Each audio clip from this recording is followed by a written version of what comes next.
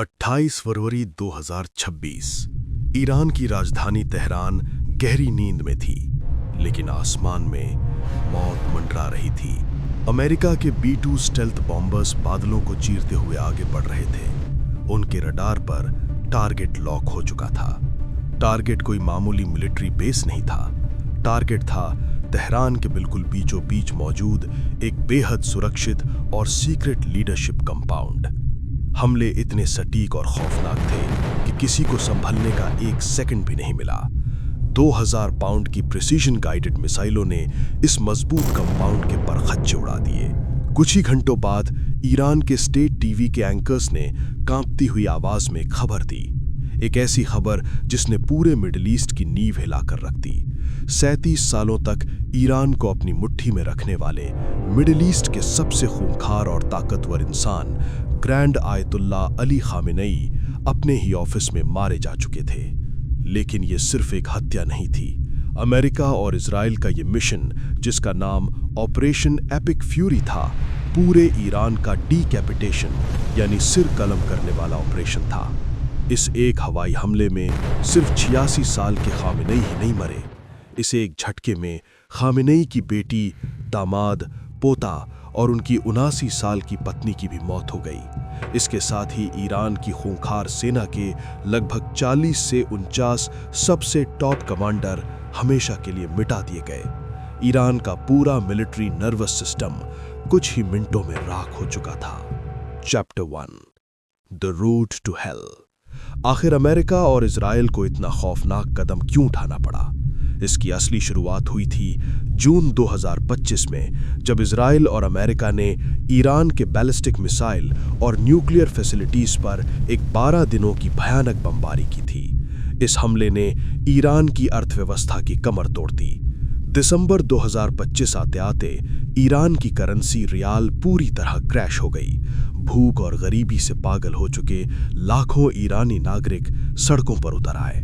जो लोग कभी खामेनेई के नाम से कांपते थे, वो अब खुलेआम खामेनेई की मौत हो के नारे लगा रहे थे। सत्ता हाथ से फिसलती देख सुप्रीम लीडर खामेनेई ने वो किया जो कोई क्रूर तानाशाही कर सकता है।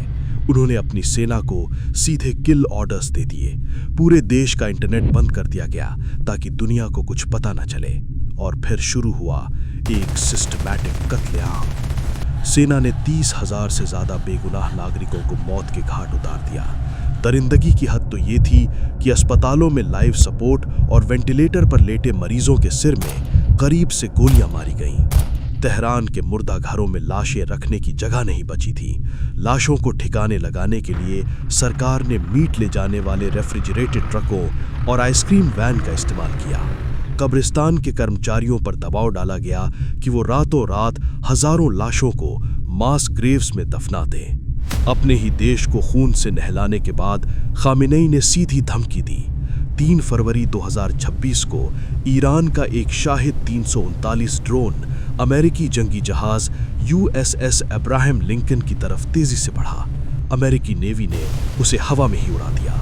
बस यही वो आखिरी ट्रिगर था। Chapter 2 the decapitation and naval destruction. 28 फरवरी को अमेरिका और इजराइल ने अपना फाइनल दांव चला। साइप्रस में मौजूद ब्रिटिश मिलिट्री बेस RAF एक्रोटीरी की मदद से गठबंधन सेनाओं ने ईरान पर हमला बोल दिया। 24 घंटे के अंदर 2000 से ज्यादा टारगेट्स पर बमबारी की गई। लीडरशिप कंपाउंड पर हुए हमले में खामेनेई के साथ साथ IRGC ग्राउंड फोर्सेस के कमांडर मोहम्मद पाकपौर मारे गए। Chief of staff Abdul Rahim Mousavi और रक्षा मंत्री अमीर नासिरजादे का भी खात्मा हो गया। ये तबाही सिर्फ जमीन तक सीमित नहीं थी, समुंदर में भी ईरान को बहुत बड़ा झटका लगा। अमेरिका और इजराइल ने IRGC नेवी के कम से कम 10 जंगी जहाजों को समुंदर की गहराई में डुबो दिया। इनमें ईरान का सबसे अहम ड्रोन कैरियर शाहिद बागेरी और एक अलवंद क्लास फ्रिगेट भी शामिल था। ऐसा लगा जैसे ईरान का पूरा सिस्टम हमेशा के लिए पैरालाइज हो चुका है। लेकिन असली खौफनाक वॉर तो अब शुरू होने वाली थी। Chapter 3 operation true promise 4। अपने भगवान जैसे लीडर के मारे जाने के बाद ईरानी सेना खून की प्यासी हो गई। लीडरशिप खत्म होने के बावजूद ईरान का pre programmed retaliation system activate हो गया। अमेरिका के हमले के सिर्फ 2 घंटे के भीतर ही ईरान ने अपना सबसे खूंखार पलटवार शुरू कर दिया। इसका कोड नेम था ऑपरेशन ट्रू प्रॉमिस 4। ईरान ने 6 अलग अलग लहरों में अपने बचे हुए हथियारों से हमला बोला। सबसे पहले इजराइल की तरफ लगभग 150 बैलिस्टिक मिसाइलें दागी गईं। इजराइल के तेल नोफ एयरबेस और तेल अवीव के हाकिरिया डिफेंस कॉम्प्लेक्स को सीधा निशाना बनाया गया। इजराइल का अत्याधुनिक डिफेंस सिस्टम भी कई मिसाइलों को रोक नहीं पाया। बेत शिमेश शहर में मिसाइलें रिहायशी इलाकों पर गिरीं। इस हमले में 6 नागरिकों की मौत हो गई और 23 घायल हुए। इजराइल भर में पहले 48 घंटों में 11 लोग मारे गए। लेकिन ईरान सिर्फ इजराइल पर नहीं रुका। उसने पूरे मिडिल ईस्ट में मौजूद 27 अमेरिकी मिलिट्री बेसों पर ताबड़तोड़ हमले कर दिए। कुवैत में हुए हमले में 4 अमेरिकी सैनिकों की जान चली गई। इस पूरे महायुद्ध में ये अमेरिका की पहली कैजुअल्टी थी। आसमान में मिसाइलों और ड्रोन्स का ऐसा खौफनाक जार बिछ गया कि फॉग ऑफ वॉर में एक बहुत बड़ी गलती हो गई। कुवैत के एयर डिफेंस सिस्टम ने ईरानी मिसाइलों को मार गिराने के चक्कर में हवा में उड़ रहे अमेरिका के ही 3 F-15 फाइटर जेट्स को मार गिराया। ये एक भयानक फ्रेंडली फायर डिजास्टर था, हालांकि पायलट्स को बचा लिया गया।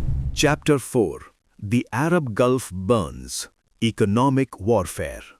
ईरान का गुस्सा अब बेकाबू हो चुका था। उन्होंने तय किया कि जो भी अरब देश अमेरिका और इजराइल की मदद कर रहा है उसे भी जला दिया जाएगा।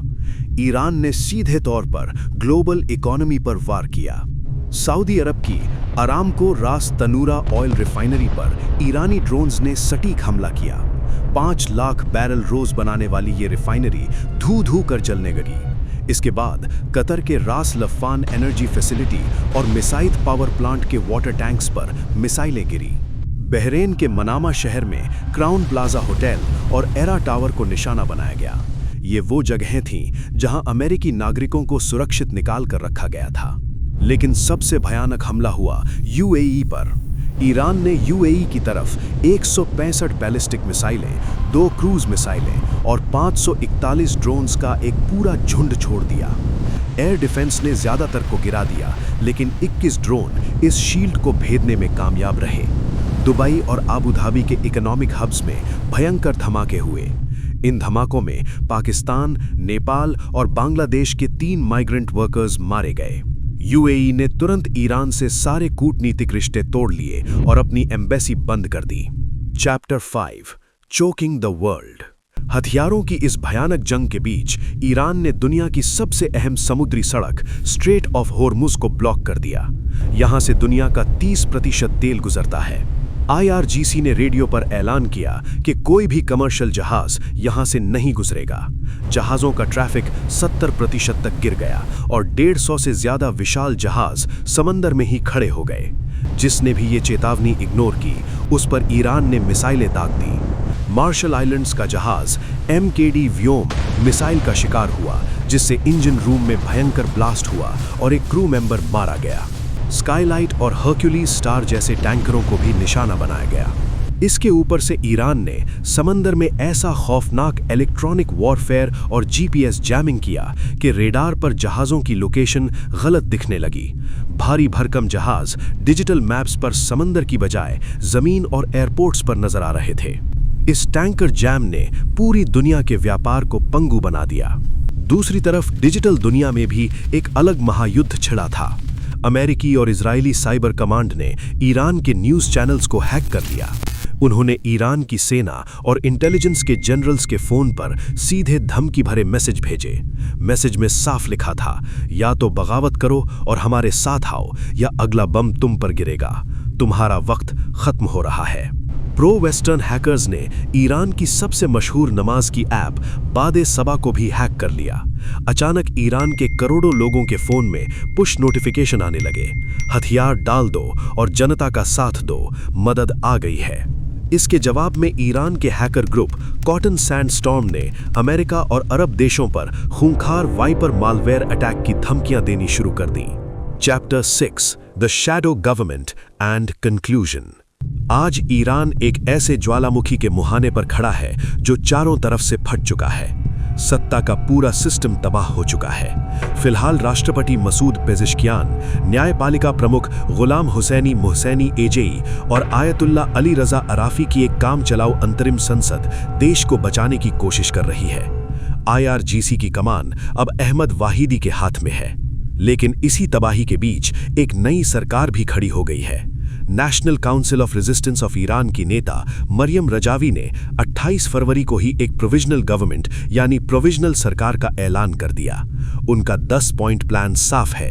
IRGC को पूरी तरह खत्म करना, धर्म को सरकार से अलग करना और ईरान को एक डेमोक्रेटिक देश बनाना। रूस के राष्ट्रपति पुतिन और चीन ने अमेरिका के इस हमले को इंटरनेशनल लॉ का मर्डर और स्टेट टेरर करार दिया है। चीन ने आनन फानन में ईरान से अपने 3000 नागरिकों को निकाल लिया है। वहीं ब्रिटेन और यूरोप अमेरिका का खुलकर साथ दे रहे हैं। 1989 में जब पहले लीडर खुमैनी की मौत हुई थी तब देश एक था, लेकिन 2026 में ईरान एक तरफ अमेरिका और इजराइल से डायरेक्ट युद्ध लड़ रहा है और दूसरी तरफ देश के अंदर की जनता बगावत पर उतरी हुई है। अब अगला सुप्रीम लीडर कौन बनेगा? क्या खामेनाई का बेटा मोज्तबा गद्दी संभालेगा या फिर ये पूरा देश IRGC के कुछ बचे हुए खूंखार जनरल्स के हाथ में चला जाएगा? जो भी हो, 28 फरवरी 2026 के इस डिकैपिटेशन स्ट्राइक ने दुनिया का भूगोल और इतिहास हमेशा के लिए बदल दिया है। क्या ईरान इस तबाही से कभी बाहर निकल पाएगा या ये मिडिल ईस्ट में तीसरे विश्व युद्ध की शुरुआत है? दोस्तों, आपको क्या लगता है? क्या अमेरिका का ये कदम सही था? कमेंट्स में अपनी राय जरूर दें। वीडियो पसंद आई हो तो इसे लाइक करें और ऐसे ही थ्रिलिंग जियोपॉलिटिकल ऑपरेशंस जानने के लिए रेड डॉग को अभी सब्सक्राइब करें। जय हिंद।